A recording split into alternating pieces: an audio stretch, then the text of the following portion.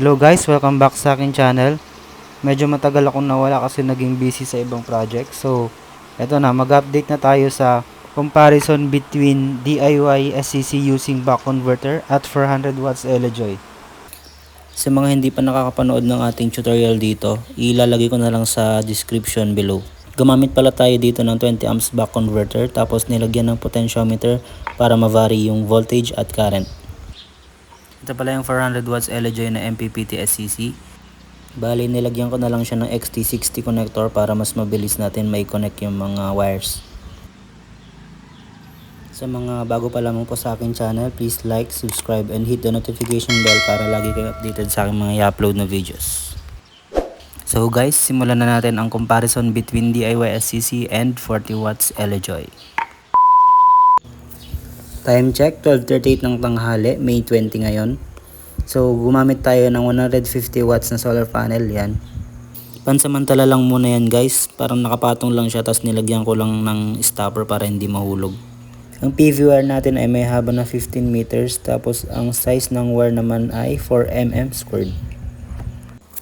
Una nating itetest itong 400 watts LE-Joy. Maabot ng 8 ampere ang kanyang harvest, so 13.7 times 8, 109.6 watts ang kanyang harvest. Lipat lang natin itong mga connecting wires dun sa ating DIY SCC at isusunod na natin siyang itest. Nakaset pala sa 14.62 volts ang output ng ating DIY SCC. Yun sa LE-Joy kanina 14.6, hindi ko lang siya naipakita. So ito na, nag-harvest siya ngayon ng 111.8 watts.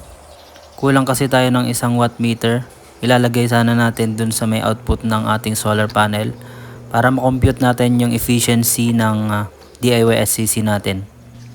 So nakita nyo naman guys, based dito sa mga harvest, pwede talagang maging alternative ang buck converter bilang MPPT SCC.